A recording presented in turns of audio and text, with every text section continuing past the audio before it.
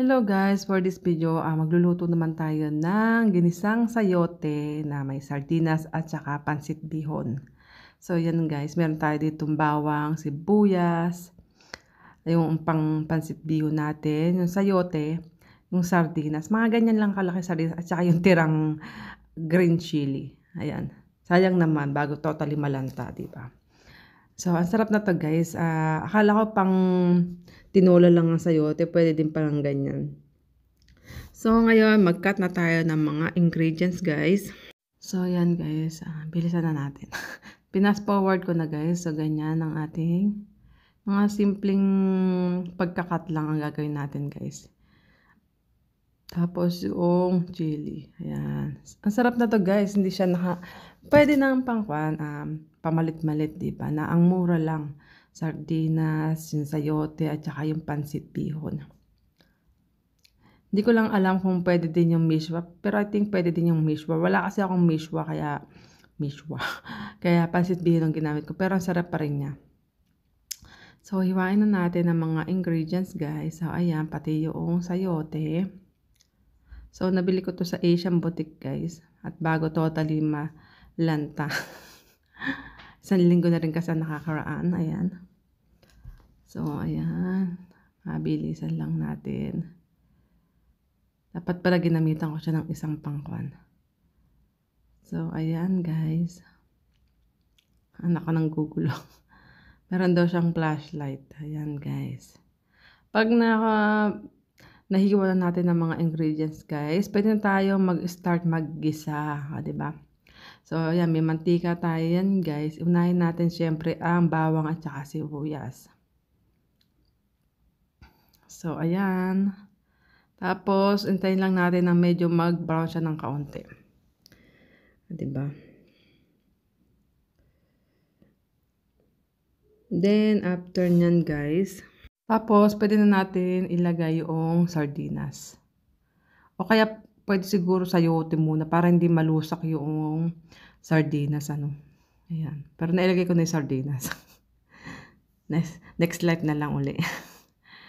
Ayan. So, dinagdagan ko siya ng tubig guys para maparami kasi lalagyan ko pa siya ng pansit bihon. Tapos, yan, lagay ko na yung sayote guys. Yung nugasan natin na sayote. At saka yung sili na tira. Tapos, magic sarap kung gusto niyo ng panpadagdag at saka yung paminta. So, ayan. And then, tubig uli. So, pag medyo half cook na yung sayote, pwede tayo maglagay ng pansit bihon. So, ganyan lang masarap na pang pansit bihon, guys. Hindi siya malabsa. Siguro enough na to, no? Ayan. Tapos, dapat na crack nyo na yung bihon para hindi na no need ng putol-putulin ba. So, ayan, guys. Lapit na tayo maluto. Hintay lang natin na lumambot yung pansit bihon. Tapos dagdagan lang natin na ng tubig kasi sisip-sipin ng pansit bihon yan guys. And then, so after ng ilang minuto guys, ito na ang ating ginisang sardinas na may pansit bihon at sayote. So, ito na guys, yung niluto natin na ginisang sayote na may sardinas at pansit bihon. Kung may tuyo, masarap din yan guys. Ayan. So, meron akong juice dyan. Katatapos ko lang guys sa trabaho. Diba, ang sarap. So, ganyan yung hiwa ng may sayote guys. Sarap. Tapos, kung merong tuyo, ay dagdag sarap pa ang tuyo guys. Ayan. Diba? Kain tayo guys. Sarap. Diba? Inom-inom din tayo pag dire-diretso ang kain. Ayan guys, ang ating. So, dagnit to guys. Nabili ko to sa online shop. Sa Asian, I think. SE Asian Market, I think. Diba guys? Ang sarap niya guys. Masarap pala yung sayote sa ginisang sardinas at saka may pansit bihon. So, super pansit bihon yung gamit ko, guys. Alam mo, masarap na tuyo na yan, guys. Kahit kainin mo ang ulo, ay susas.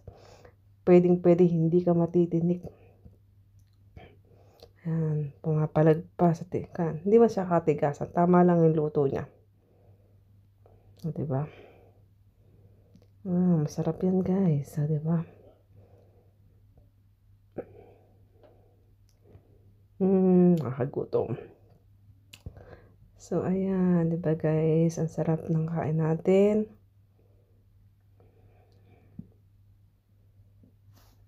So, yun lang, guys. Kain po tayo. Tapos na ako.